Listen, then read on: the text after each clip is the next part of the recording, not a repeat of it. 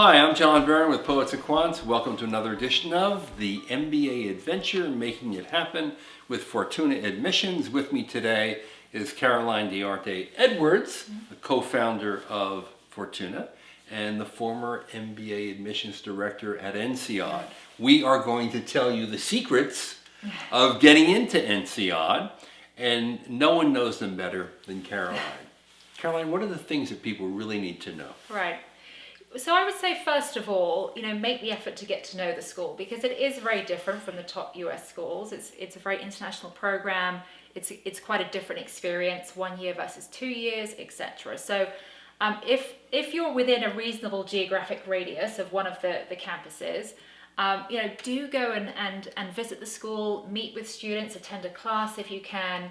The school has the campus in France, campus in Singapore, campus in Abu Dhabi, and now, of course, the hub that we visited in San Francisco that opened last week. Beautiful new hub. It is. It's very exciting. So, there are multiple opportunities to go and visit the school and get to know the community.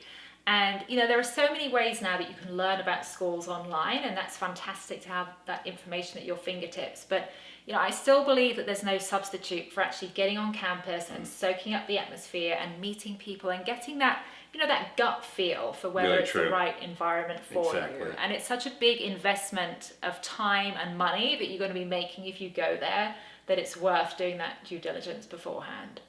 And then, beyond that, there are some key things to keep in mind that differentiate the INSEAD application process to the US schools. So the first big one is the international experience that the school is looking for. So most INSEAD students have studied outside their home country or worked abroad or, lived abroad or at least worked in a very international team. Right. So they've got some substantial international exposure that they can talk about in their application.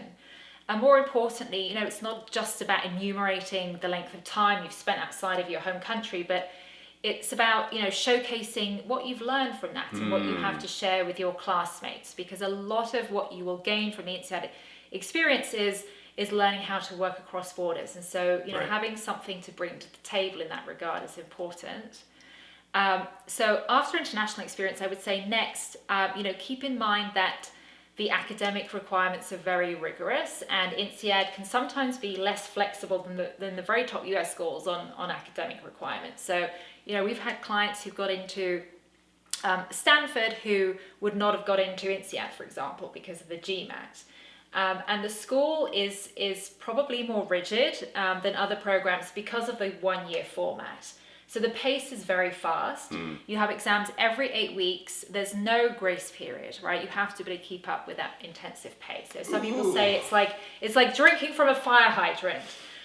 So they are concerned to make sure that people have the academic capacity to succeed. They don't want to bring someone in who's not going to make it. So Right. very strict on the academic requirements. And the students tend to be a little older as well. Exactly. So the average work experience is somewhere between 5 and 6 years, which is higher than the top US schools. And that is because they're looking to bring together a cohort of people who have some really solid real world experience. Because of the 1 year format, the pace is fast, and they want you to be able to relate your learning to your former experience and relate it to the real world very easily, and also have some fantastic experience to share with your classmates.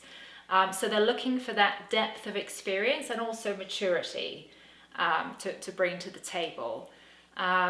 So that professional experience is and that depth of experience is very important. So Caroline, when you were head of admissions and you were looking at all these applications, did you have a pet peeve that occurred again and again? All right. Well, I have a few, but one example I can give is that.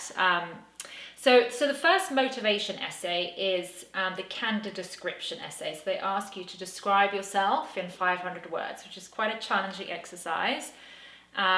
And what some candidates sometimes do is they will use it as a way of, reciting more of their professional accomplishments.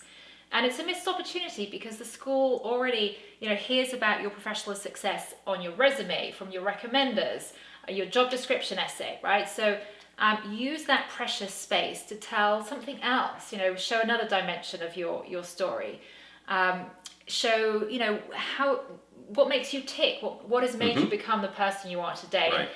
And you know, that will pique the interest of the file reader much more than, you know, regurgitating more wonderful examples of how you're a fantastic professional. Or I'm 5'11" and look like George Clooney.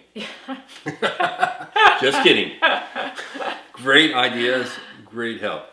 So, thank you for watching. This is John Byrne with Poets and Quants.